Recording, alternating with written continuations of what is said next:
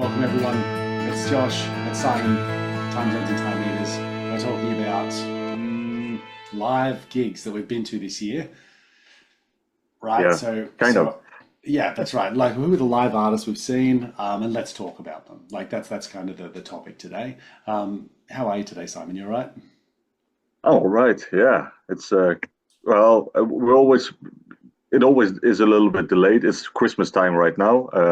Tomorrow is Christmas Eve in Sweden, which is like the big day. Do you celebrate on the 25th in Australia? Yeah. So Christmas Eve's the 24th. Christmas Day's the 25th. Boxing Day.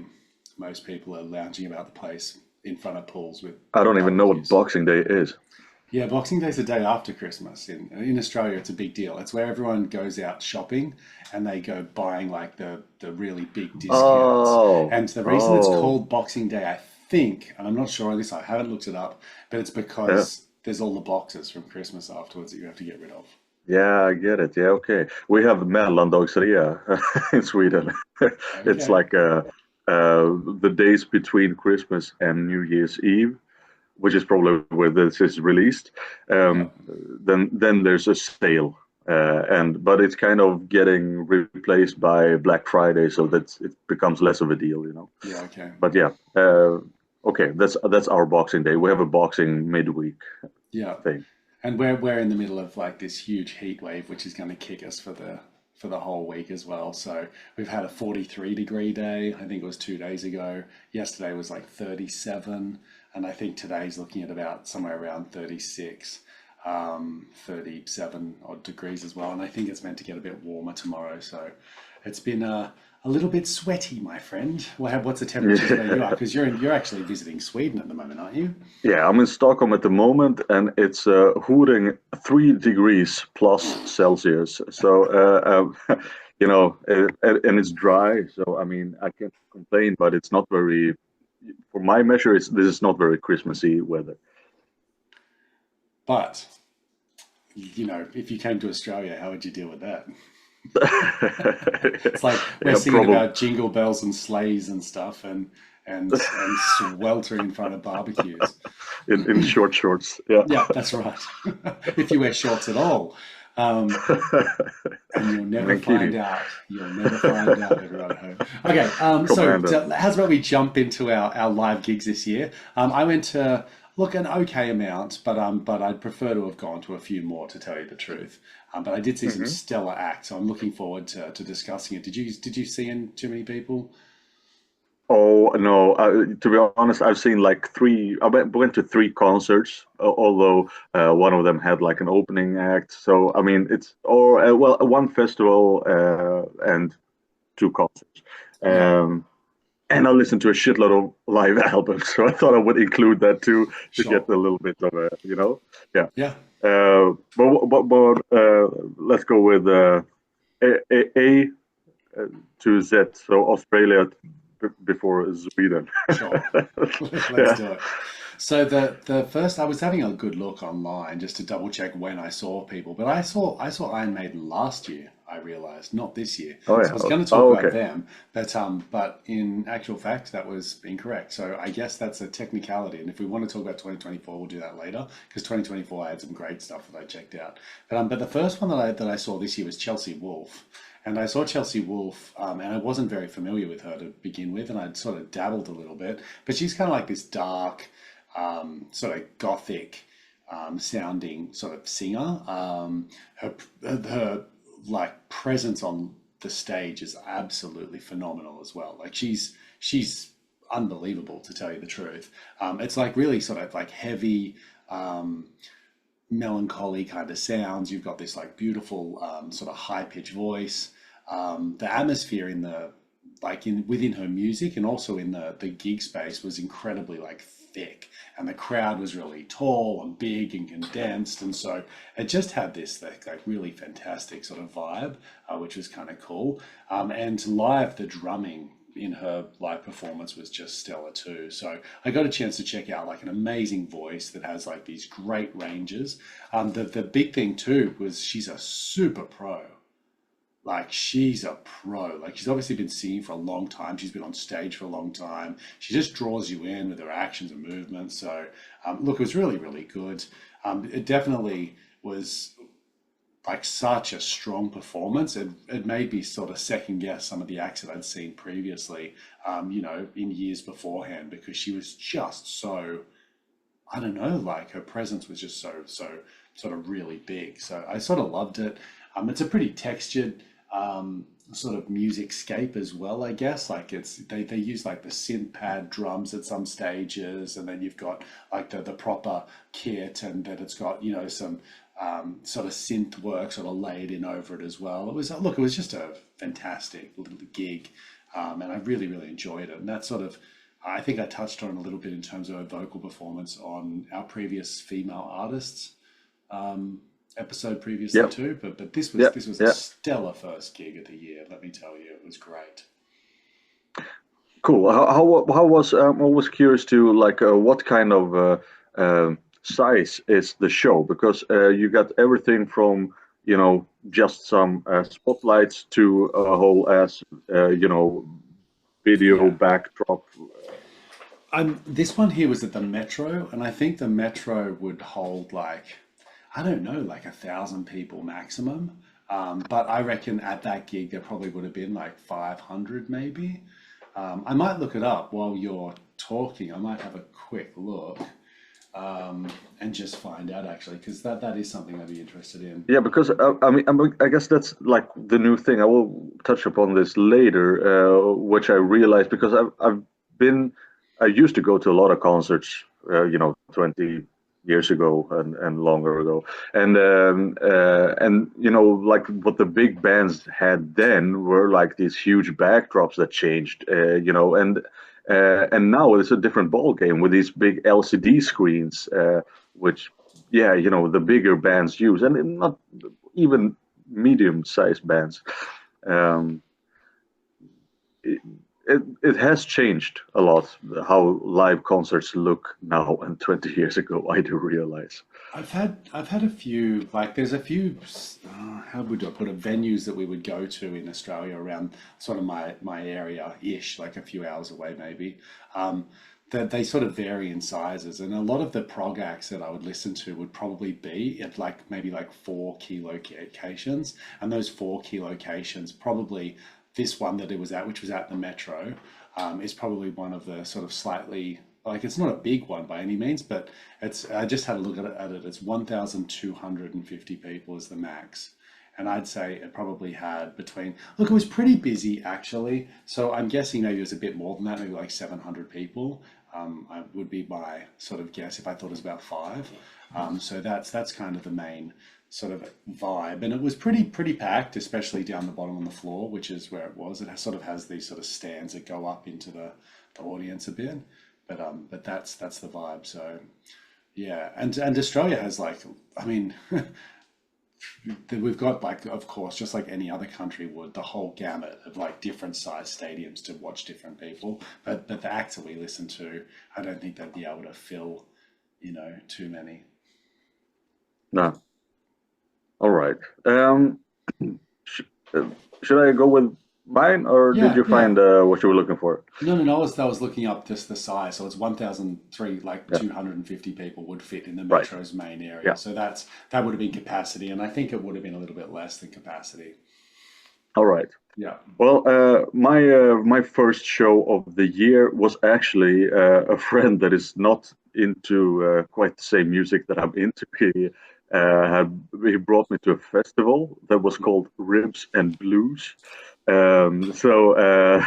Well, first thing is like, okay, I'm not a big blues guy, and this was like a week after I decided to be a pescatarian. So the ribs, was also, but so I already like broke my vows on being a pescatarian, and I had a portion of ribs as well. So, like no morals after a couple of beers, but um, there were one band that actually To be honest, the three acts that played on the day we were there was like none of them were blues acts.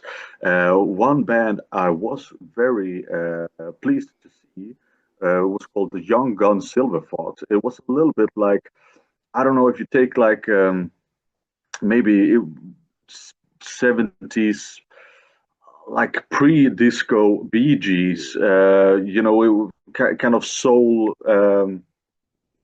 Yeah, what would you call it? Rock. It was good. It was really good. Good live performance.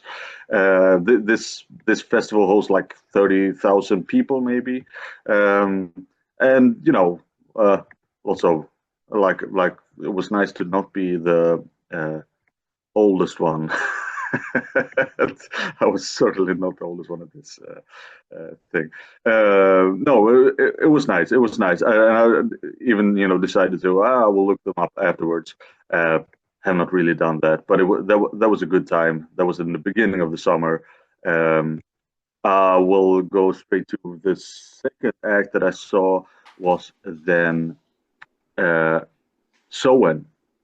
Oh, wow. With had the opening act of In Halo. It was like a very enthusiastic gig. I think they did a super job. You can really tell that they are professionals. I mean, In Halo was good as well, but I of course went for Soen. I mean, once again, they do. It's not a huge band. It's not a huge audience. They play at a venue that does not even hold 1,000 people, but they do a lot with what they got, because they have like these little breaks where, you know, they have, a bass solo section, and then that turns into the next song. And, they have a nice layup of a very entertaining way of putting the whole show up, I would say. Um, so And this yeah, was a so this was an act that you would have been looking forward to, but a little bit with trepidation, right? Because of our relationship yeah, with Soen. because of the style that they're going into, of course, I never seen someone before, so as long as they did not only play as tracks from what's the new album, the latest Memorial. Memorial, Well, then I was pleased. And that was not the most recent one that's coming out, but yeah, that yeah, but the new one is not genre. out yet, right? No, no, Only no. singles. Just in Yeah. case people are watching from home and it's a few months later or something, because I Yeah, imagine yeah, it's yeah. 2 months No, from now. no, no. So this was indeed they were touring the Memorial record still, Yep. and they played maybe 5, 6 songs or something from like a 2-hour set. That was from Memorial, and the rest from the other albums. Um, Did they have a I think they. highlight song for you? Like, what was your favorite thing to see them play? I mean, Lotus was of course great, um, awesome with. Um, I think Lotus was the high point. Yeah, cool. And I kind of noticed that sometimes you have that this songs does something special to you when it's live, and I was hoping that maybe it would crack it for me with the Memorial tracks, but I did find myself getting bored during the Memorial tracks. um, so in this case it really was like, yeah, those songs that I already liked from before, those are the ones that really did it for me as well. Yeah, I don't need the shouty choruses of the of Memorial. the other ones. I No, think, no. yeah, that's cool. I'd love to see Lotus and played and live. and yeah, and that band is so tight, like it's incredible how tight they are. And Joel, his singing live, flawless. I think I heard one time that he cracked a little bit, but for the rest it was perfect pitch, Yeah. super performance. Look, he's got Like, he's got a big range, so because of that, I'm not like I'm actually surprised that he wouldn't have been a little like the usually the bigger the scope of the lead singer's voice, the more like variations you can get sometimes. But that's cool to know too. I can't no, no, wait. it was like 99% flawless, Yeah, his performance. Yeah, awesome. yeah. That's cool. And the instrumentalists were like 100%. Yeah, yeah, nice. Okay, well, how's about I jump on to the next one? What do you reckon? Do Yeah. it. Yeah, So yeah. my second gig this year, I was meant to go to two within a few weeks of each other, actually, with Karnivool. So Karnivool were back touring again too. This is one of the bands that I've seen more than anyone else. Being an Australian band, they're from Perth. I used to see them a lot when I was in my 20s, like, whenever I could. And I've also sort of been semi-consistent throughout the years too. But these guys were touring, so I thought, well, why not check them out? Look, they've got this really sort of massive sound, really, when they're sort of playing live. It's quite like a big presence on the stage. They've always got those fantastic sort of rhythmic shifts. They've got lots of diversity in sort of Ian Kenny's sort of vocal performances as well. He's pretty good. Like you said, with Soen as well, I think there's definitely the albums before their more recent one, and by more recent I mean Asymmetry, or whatever you want to call it, is I know that's older now, like it's 10 years old or something, but that album didn't resonate with me so much. So when they played stuff from Thamada or Sound Awake, I was all over it. And these are favorite albums of mine, so it was kind of cool to see it. They also dropped a few of the new tracks in preparation for next year's release. They did say at the gig that they were going to release it this year, but it looks like things have been pushed back to February. So they've got a brand new album coming out in February. So I got a chance to check out those new sort of singles that they've released, which is really cool. And that was sort Yeah. of fun. So look, the band's great. I think Ian sometimes takes a little while in that first track. It's like, it just seems like it's the first track that I just go, oh, his voice is not quite warm. And then the second one, you just know it's like nailed it, nailed it, nailed it. It can also be a PA thing that that you don't get the feedback properly, or Yeah, yeah. you don't hear yourself good enough until you need some adjustment Yeah, from the sound technician. usually he's really, really tight and really good too. So I guess that's something that was really fantastic to see. Unfortunately couldn't go to the second gig that I had an opportunity to go to, just because I had some sort of tough things happen this year, which I've alluded to previously, which just sort of got in the road. Yeah, But yeah, so anyway, so Carnival was the next one that I kind of checked out. I should put a sort of, well, look, if it's okay, I'll just continue. I also yeah, do. there was also another live sort of performance that was put on, very local to me. This time, actually, in my sort of town, and there was unfortunately a murder that happened locally with a young lady, and so she was like abused and then murdered. And so they did like a huge fundraiser for the family and for anti-violence against women. And so they did this big festival. It was really cool. And a martial arts group that I'm a part of ended up getting a gig doing a booth there, just to do like, self-defense for women sort of stuff, which was really cool. And I said I'd stop by and check it out. And my business partner as well, she said she was going to go along. So we booked it in, and I didn't realize, but Birds of Tokyo were playing.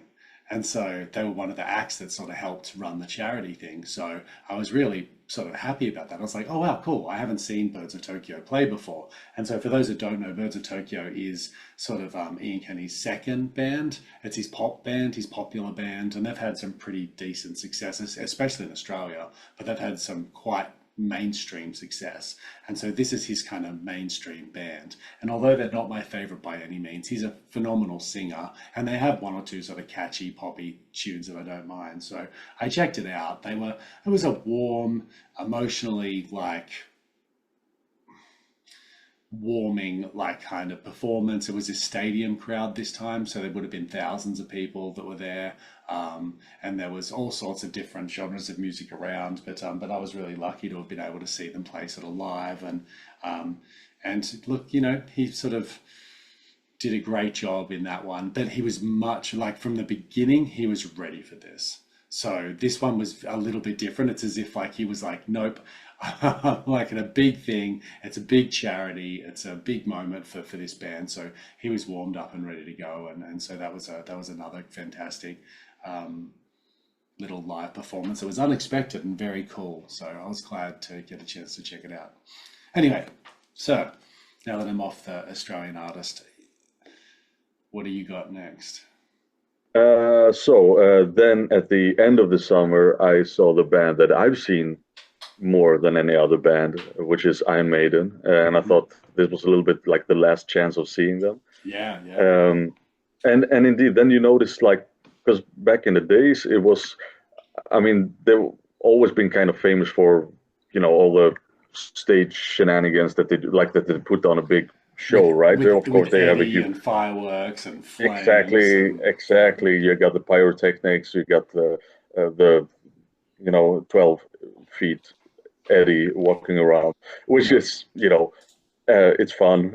But um, so two things that I've noticed. Like this time, I I used to go to Iron Maiden concerts, and then it is like you have a standing ticket, for in the what do you call it, in the stands, in the the Yeah, yeah, not in a the sense. seated thing, Yep.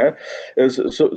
And then you just you get there early, or you have sharp elbows, and you manage to stand on the on the front line, and it's sweaty and it's a party, Yeah. but it's and that's what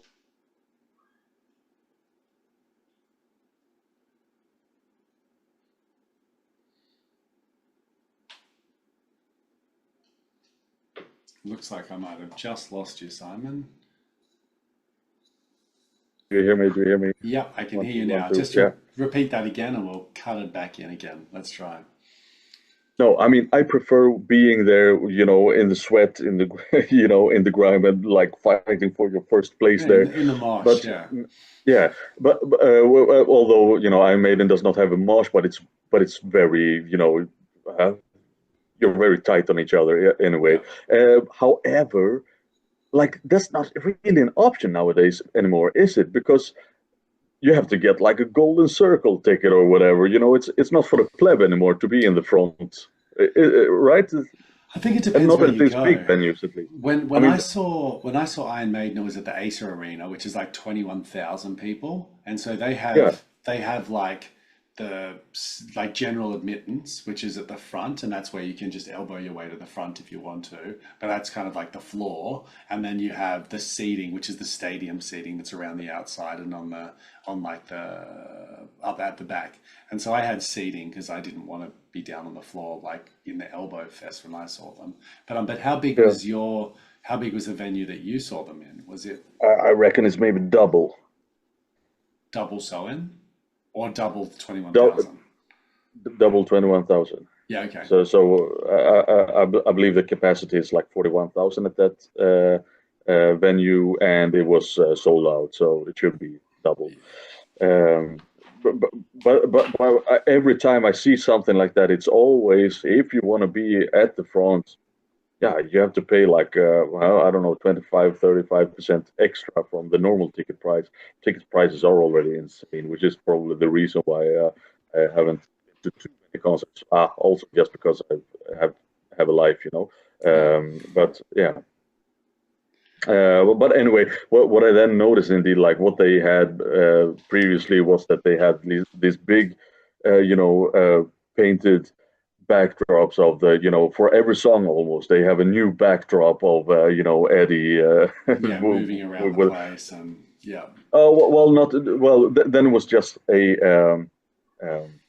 Yeah, like a canvas, video. dropping Yeah. down. Yeah, no, No, I know no. what you mean. Nowadays it's a video. Nowadays it's a LCD video with animated stuff. Oh, And, you're and saying back then what it was used to like, be. Got it. yeah, Sorry, they buddy. used to have a new backdrop for every song, which of course was super costly. This is of course also super costly to have these big LCD screens. I guess making these animations is not as costly probably, but yeah, kind of entertaining. But of course, I mean, I go there to see the band play. That's the main attraction for me, at least. Yeah. I can, and of course, always with Iron Maiden, it's like it's such a, for being a metal band, it's so mainstream that you did not only get the classics, but they have so many songs that they need to play, that they will not really surprise you with a set list. I think if you're a hardcore fan, this was probably not the tour to go to. However, I enjoyed it, but it was not the highlight of the year. Mm. I, I I hope this when concert higher. I was really surprised by them because I've seen Guns N' Roses play live in recent like Yeah, year or two, and I've also seen Iron yeah, Maiden, and I was anticipating Iron Maiden to be much more like Guns N' Roses because of their age, because of like all sorts of things, and they were like chalk and cheese. Like I mean, or maybe chalk and cheese is a bit harsh to um, you know what I'm talking about. Guns. Yeah, so Gunners because because Axel's voice was just wrecked. Like his voice is just not there, right? So I think years of abuse and screaming has really sort of taken its toll on him. Whereas Iron Maiden were Yeah, tired as fuck. Like, yeah, like yeah. they were Uh, good. They um, were great performers. They were ready to go. Everything was tightly run. It was one into the next, into the next, into the next. The performances were great. They're still running around the stages under Eddie's legs while Eddie's shooting freaking guns and stuff at like whatever yeah, it is. Like it's pretty cool. And so I think the spectacle and also just how professional they were really stood out to me. And the fact that they're like in their late 60s, I'm sure, yeah. is just it wasn't slowing them down. So I thought that's just a cool thing from when I saw them last year too. I think most of them were born in like '58. Okay. Um, yeah, but yeah, but that's once again like Guns N' Roses. They were all like, fuck Iron Maiden, right? Like you can hear these interviews from the '80s, and they go Yeah. like, yeah, I don't know what they are doing, thinking about their historical stuff. We rock and roll, and yeah, sure, they lived the rock and roll lifestyle, and now they kind of have to pay for it. Uh, whereas Iron Maiden were a little bit more of the good boys that didn't do drugs, and well, I guess they, maybe the more boring, maybe more boring to read about. Maybe the biography is less entertaining, but yeah, the stage performance is more entertaining now, 40 years later. Yeah, Yeah, yeah, for sure. Hands down too. So I guess do you want me to jump into the next one? Yeah. do it, So do it. so I saw Stephen Wilson play this year, Yeah, and of cool. course he played his like the new album, Overview. and he did the overview, like the all of the overview, and Hmm. that was pretty incredible. So this was at the ICC or whatever, and I think that's about 5,000 people, and it was fully booked, and that was the best crowd I've ever been a part of. I think like not well, it was the best crowd in terms of they just knew what was going on. Like these are prog heads. Like everybody knew when to clap, when to stand up and give an ovation, and it was a standing ovation like two or three times throughout the session. It was like the average age looked like they were 20 years older than me, but they knew their music, and it was really cool. It was a comfortable place to go, and on top of that, it was just an immaculate performance. And so I was really impressed. The overview didn't like we've spoke about it much earlier on in the year, right, when it first was launched. And for me, Stephen Wilson was like, I was like, oh, really excited about the album, and I was a little bit underwhelmed maybe by the that album itself when it came out. But watching it live is a different story. Like it was And and to be honest, great. I mean, I will get to this at the album of the year thing later. Spoiler, but this album has grown on me Yeah, since. yeah. And so I'll always say that too. Like I want to give an album real time to be able to sink in to work out how good it is. But and quite regularly, like some of them are just flash in the pans, aren't they? You're like, best album ever, and then a week later you're like, yeah, I might have got a bit excited. But Yeah, yeah. yeah. So but in saying that, this was great. And I have a friend of mine went to watch it. He'd never listened to the overview before. He just went in knowing a little bit of Steven Wilson, and he said that was the best performance I've ever seen in my life. Like hands down, I've never seen anything so good, and I'm a convert. Like he was there. Cool. I know Yeah. another person who spoke on live who saw the same like sort of tour details, and she said she cried through the whole thing. And you just Nice. go, you look. It was really solid and really fantastic. And then the second half of the show, because he played 45 minutes or 50 minutes or however long the overview is, like non-stop. There was no breaks between tracks, so he just played them, Awesome. and you do Yeah. just go, shit, that took some chops. And then there was a little intermission, then he came back and played some of his other stuff. And he closed with The Raven, which was just a Oh yeah. gut punch. Like it was a gut punch for me. Like it's like tear inducing, sad, beautifully done. Like he Did any was of the instrumentalists stand out for you? um the whole lot of them were amazing. Like Yeah. honestly, like whoever I don't know them too well. I didn't bother looking it up. Honestly, I probably should have, but the entire performance was unbelievable and everything like the drummer was sensational. The guy who's on the keyboards, like he is next level. That guy is like next level. Like he was freaking amazing, you know. And then of course you've got like the sort of guitarist as well. And Stephen Wilson does a bunch of different things himself, right? Like he's on the synths at some stages and playing guitar at others. And I think he pulled out like bass as well. And like yeah, it's kind of like he was all over the place a bit, doing lots of different things. But these guys were they look like the best musicians I've ever seen play. Like that's what they Right. look Yeah, like to me. because on the overview on the album he has two different drummers, a different drummer for first and the second track. And I think it's the one on the Objects Outlive Us. I think he's the one who is touring with, and on the other one, the overview. I think it is the son of. I think it's the son of the guitarist that he has. Now I'm short on the names, but at least I know that his mother is the fusion guitarist Jane Gedder, like a young guy. He's like 20, but yeah, of course, Stephen Wilson has pros as instrumentalists. He Yeah, actually gave a huge shout out during the show to each one of them, and he said this is his like.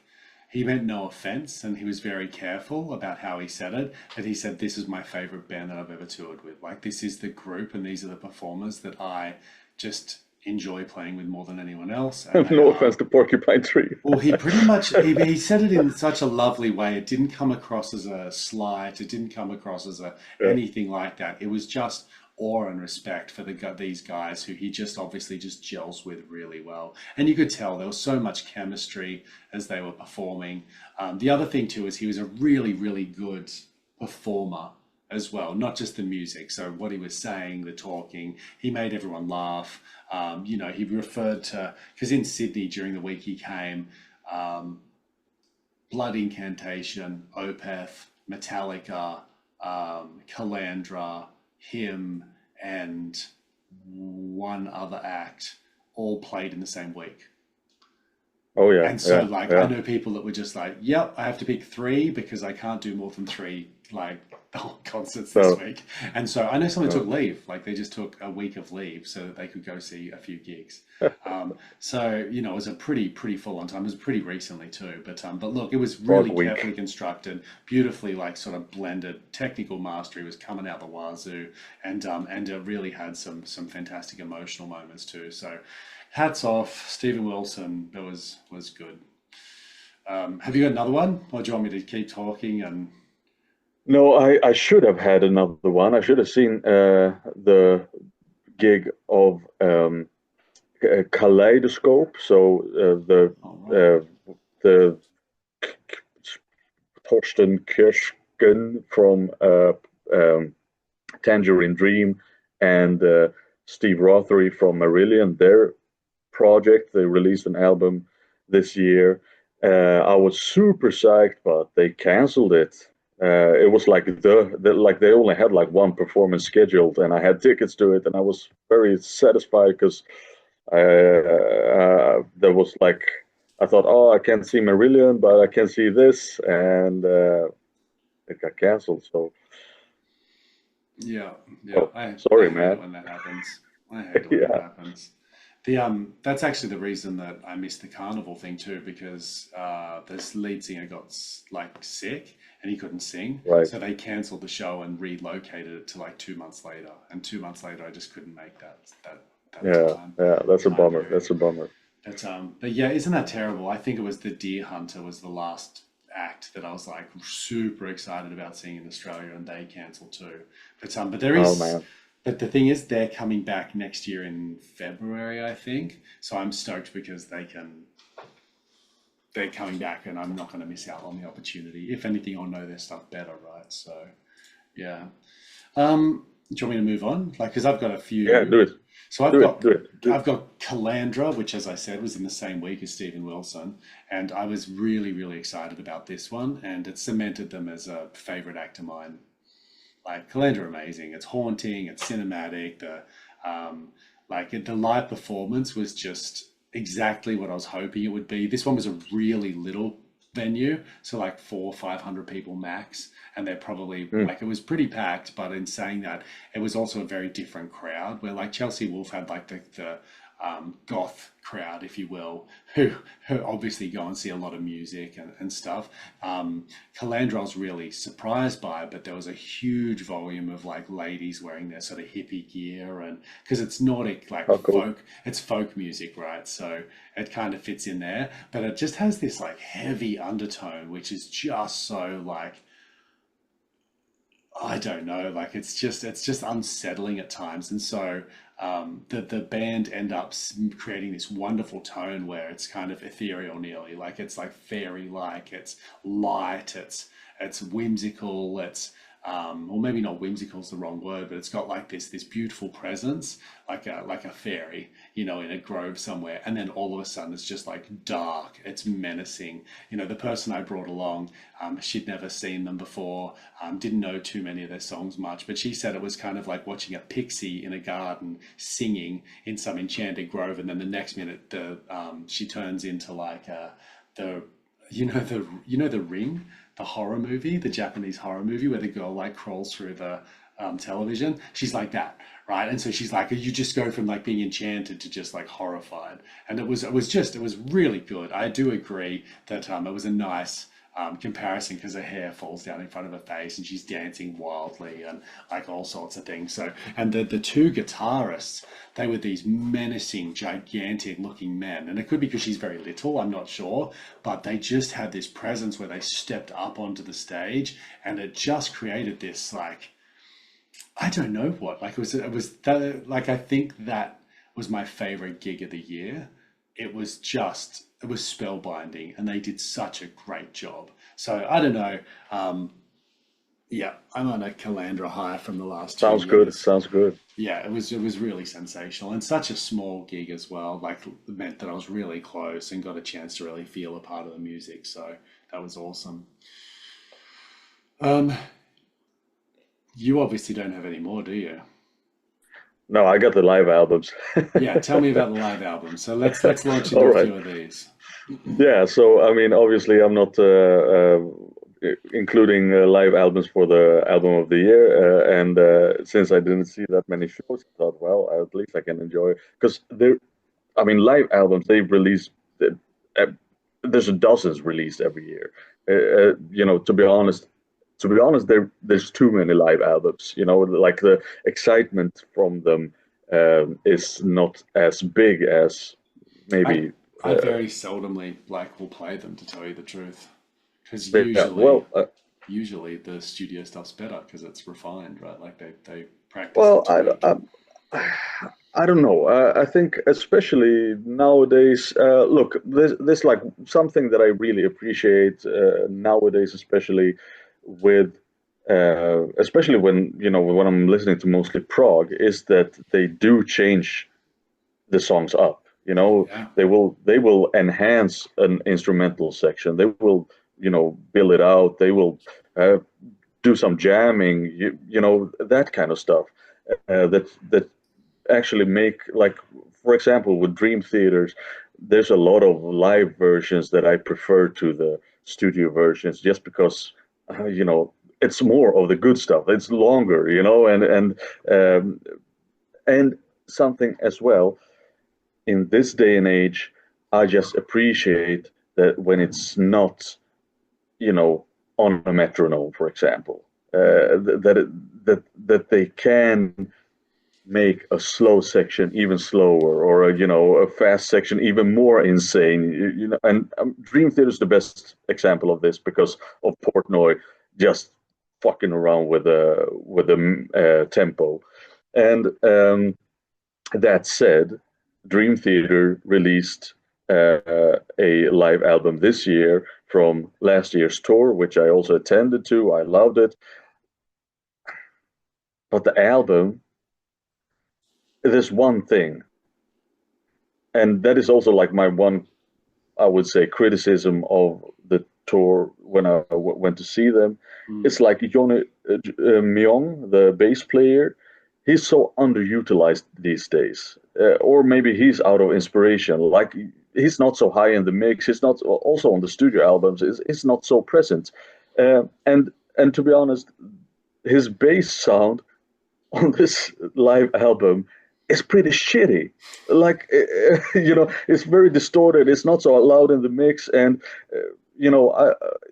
in the beginning of their career, he was almost like the guy. It was high in the mix. He did all these signature flageolet things.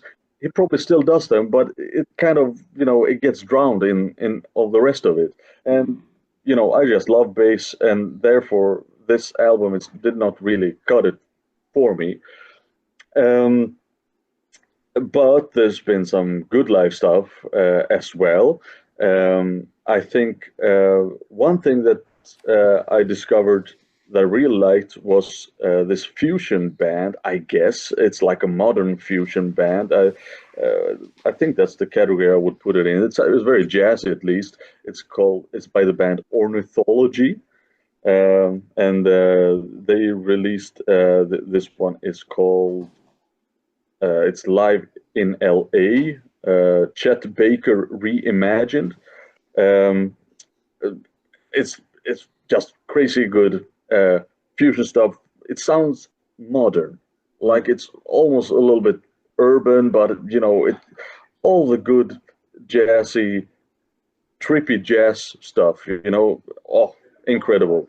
Ornithology, it's fun. You don't be scared if you're not a fusion guy. Just have a listen to. I would say the one track you should listen to is "Love for Sale," Okay. live in LA. Amazing. It's 9 minutes of your time that you will never regret. Awesome. Um, let's see here. What else did we release this year? Yeah, Peter Gabriel actually released two live albums. I only listened to one of them, but they're both from old tours, so it's it's not even new stuff. I haven't really gone into the new Leprous live album. Have you listened to that one? No, not at all. No. I think I In the heard beginning, like one track from it, but that's it. okay, yeah, I think same. Um, they've released a new G3. Like that was, I think, the first release that I listened to this year was G3. So Steve Vai, Eric Johnson, and Joe Satriani, like Yeah, their big show. Uh, that would have been pretty cool. That's something I should check out. yeah, I mean, but Steve Vai is, for me, Steve Vai is the guy who steals the show, and his section is super. I'm not a big Eric Johnson guy, but Okay. and Joe Satriani is in the middle of there. But for the Steve Vai section, which is like an hour long, is worth totally worth checking out. Um, Airbag released a live album. It's called Dysphoria, I live in don't. the Netherlands. I have no idea who that is. Well, I think this live album is a pretty good introduction to them. It has like this super crisp sound that you have in a studio album, and they play a very nice set list. It is like maybe like with 3 4 songs left, you may be getting a little bit like, okay, I know this band now. I know Yeah, how they okay. sound like. But you know, listen to the first half of this album maybe, and because it's a very good band. I Mm. think in the end, my favorite live release of this year is, even though I don't think it's their best live album because I prefer the previous one, but I still think that Live ID by Riverside was a very good release. Yeah, I have to do that too. Um, I mean they kill it with their classic tracks, Egoist, Hedonist, and Conceiving You. But also, like the new songs are very good live. Landmine Blast, and of course, um, uh, Friend or Foe, All right, yeah, yeah, which is probably my favorite track of ID Entity. Yeah. yeah. So, yeah. I was going to say that's definitely one that I got to check out too. I got to have a look at it. Being such a big Riverside fan and all, that's something I should and check and out. and and, and they're fun, fun live. Duda is fun live, right? He does his okay. Let's do the silent scream, and then he has the audience whispering. That's cool. It's very fun. Yeah, yeah. That's a I think sort it's of on a. Lost, a great live version of Lost. I've been told that I love Lost by the way, so that's very cool if that's the case. But I don't think he likes traveling by plane. Like I don't think he likes planes, and so because of that, the chances of him coming to Australia are like next to zero. And so, Oh, too bad. so I think I'm going to have to travel to Europe if I want to see Riverside, and so I've got to give that some thought. And I don't know, maybe I'll come visit you if they're ever in Yeah, your you neck of the you got a woods. place to stay, no problem. Thank you, brother. All right. So, how's about I look? The last thing that I went to is technically like a tour, I guess. So there's a label called Bird's Robe, and they had their 15th year anniversary birthday tour. And so what they did is they got like a whole bunch of the bands that they've been supporting for the last 15 years, and they traveled from like around Australia. So they went to Brisbane on the 5th of December, then Melbourne on the 6th, then Sydney on the 7th, then they came back to Brisbane on the 11th, then back to Melbourne on the 12th, then back to Sydney on the 14th. I think Melbourne actually had the 6th, 12th, and 13th or something as well. So like they basically like I don't know if any of you know the size and scale of Australia, but it's a little bit big. And so in saying that, that's what a I think two. that's an understatement. Yeah. Well, Brisbane, Melbourne, and Sydney, they're on the eastern coast, but one's north, one's in the middle, and one's down south. So because of, they're probably like 2 hours flight between each location. But in saying that, not everyone played at them all, if that makes sense. But here are the bands. I'll give you like the lineup of who played. So you've got Cog, and you will know us by the Trail of the Dead. We've got Sleeps Makes Waves. We've got Caspian, Closure in Moscow, Meniscus, Valkyrie, Syme, Shanghai, Mushroom Giant, which I bought a shirt for because I was so impressed by them. You've got Gruen, you've got Myriad Drone, Treebeard, who are very good, by the way, and they were a surprise for me too. Anubis, which is really cool because I've been wanting to see them. Kodiak Empire, The Orphan Beagle, who I missed. Echo Tide, Mowgli, Hence Confetti, Clay Hands, The Squat Club, who was pretty good. Syntax Error, the She Shall Not Have Them, Hazards of Swimming Naked. Like there was a big list across these different venues and stuff. And I'll try not to bore everyone to tears, but for me, I got to see one of my favorite bands of all time live, and I was so excited. The whole reason I wanted to go to this was to see Caspian. So Caspian hasn't been to Australia in like 11 years. I've never seen them, and they are a post-metal band who are just phenomenal. To be honest, the set list was a little disappointing for me because they played some of their okay stuff that I like, it's good, but I have some favorites that are within their discography, which I think would have been like mind blowing. And they did happen to play a few, like they played Wild Bloods, which was amazing. And they also played, the big one was Arcs of Command. Arcs of Command is from Dust and Disquiet, so they're like second last album. And I've not watched a live track, song, whatever you want to call it, that good this year. No way. Like no one has been close. Like Steven Wilson at his best, like all of these people, but that song live kicked fucking ass. And it just like, I think there was somebody who I spoke to about it, just said it melted everyone's faces. Like they just were like this. And the thing is, I didn't realize is because Caspian are one of those post-metal bands that have this beautiful soft side, which is like tear-jerkingly like heartfelt and sentimental, but they also go quite heavy at times. And their heavy shit is like, I just did not, I don't know why, but it's not until you go live and you watch it, you go, oh shit, that's like a punch in the chest. Like that is like the reverberation, the heaviness. It's four guitarists just like smashing shit out with some cool drums. And yeah, Arcs of Command is a killer track. I don't care who you are, like what sort of music you like listening to. I think you should check it out. But live, that sucker like blew me away. And so I was very happy to see that. Um, How was like it's a very free flowing kind of music form. So how much does it differ in a live performance to a studio? um, so I guess the as far as I'm concerned, the live stuff felt very similar. Like honestly, it was like slow builds. It was like instrumentation was on point. They did have to condense a few little parts, I think, of some of the things because it was only I think it was a 1 hour set list because they weren't the primary headliner. But because of and when we're talking about like a 9 minute song, there's only so many you can sort of put on there, and so I think it was the Yeah, time constraint that really sort of hamstrung them a bit. But look, it was good, and um, I guess to me it felt like a very balanced set list as well, in that it showcased a variety of different stuff, and there was some tributes to the older stuff which I was a little bit less familiar with. But in saying that, look, the tracks were just pretty pretty good. They were very much put together the way that they sound in the album. Let's put it that way. I do know they were short a guitarist.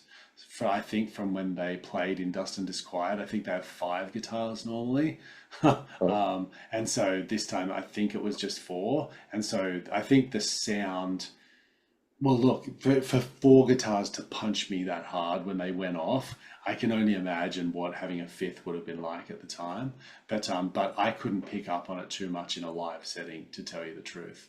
I think because it's also harmoniously sort of strung together. Um, yeah. So they have four guitarists, a drummer, what, a bass player, I I th assume, I or think it might be one bass player, three guitarists, like yeah, kind yeah, of set up. yeah, I think, or four, bass but guitar. yeah. Yeah. Sorry.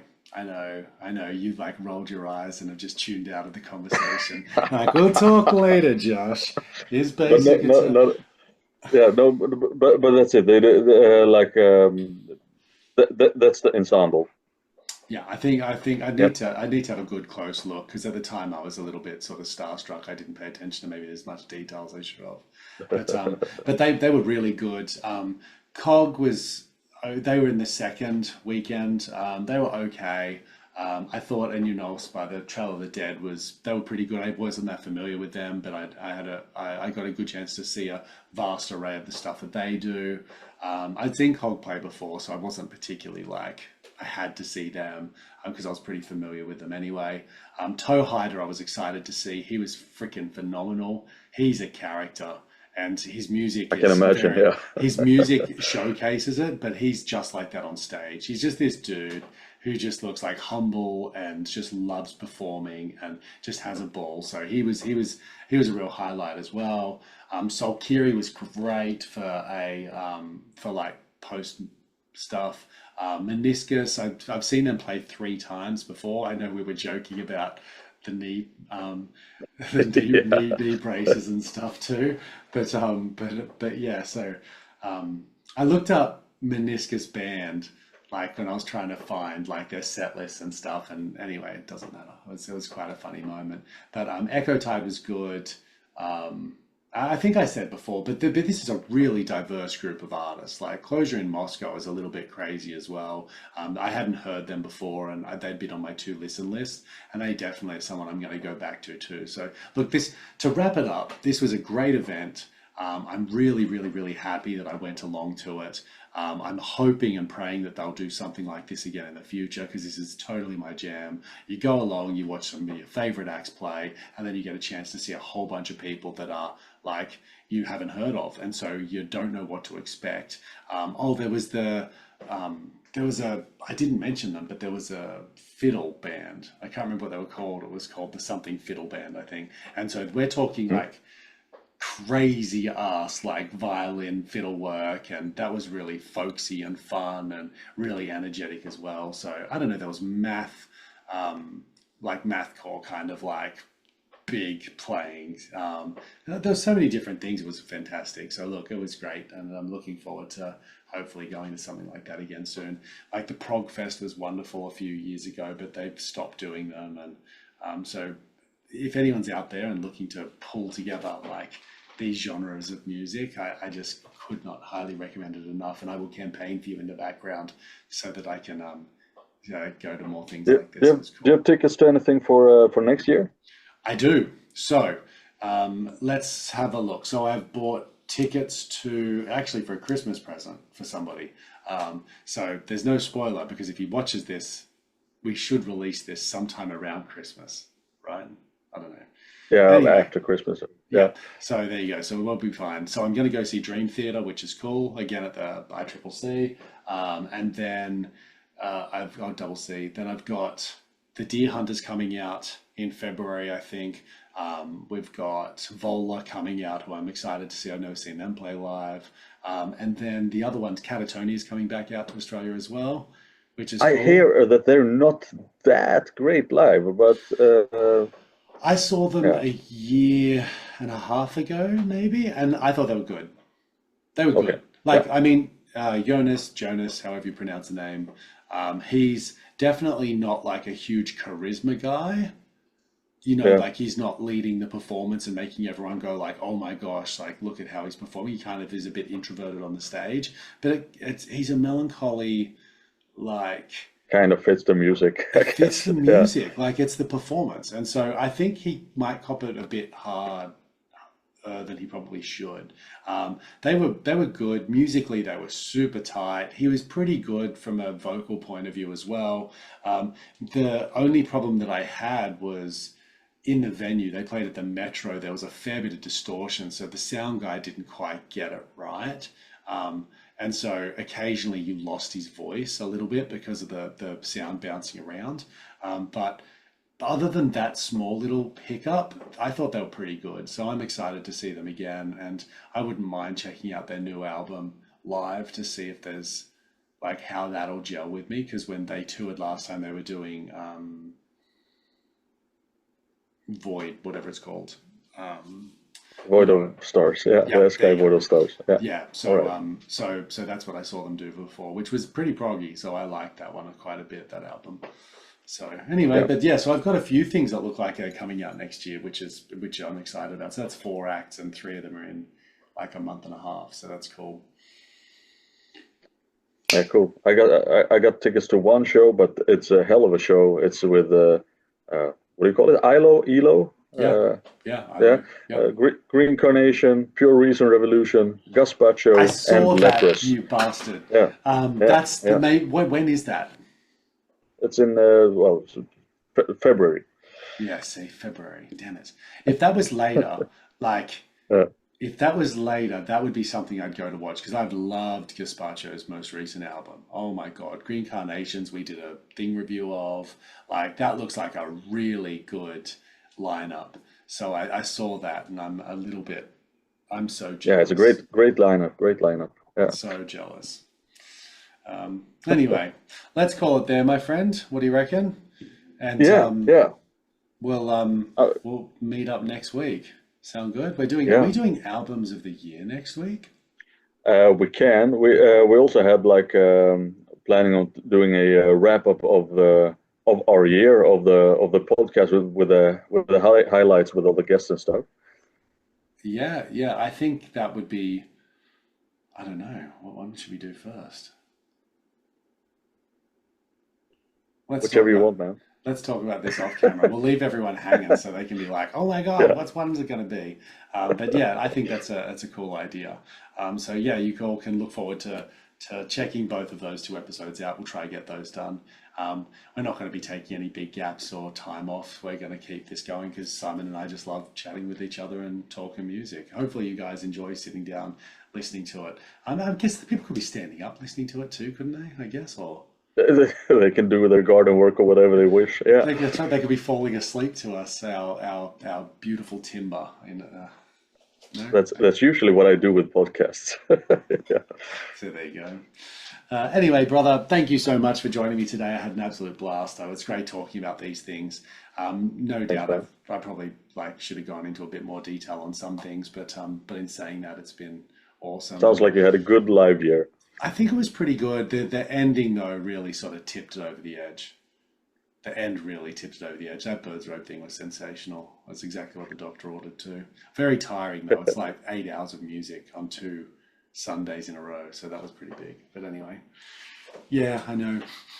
Poor me. Yeah. All right, All right. everyone. Peace out. We'll see you guys next time. Thanks so much for joining us. If you stuck around this long, definitely like and subscribe. You have no idea how much it means to us. Otherwise, catch Yes. us on Instagram, Simon's Album Yeah. Reviews, and The Prog Wanderer. Peace out. See you guys next time. Do it. All Ta right. ta. Peace. Ta. Bye.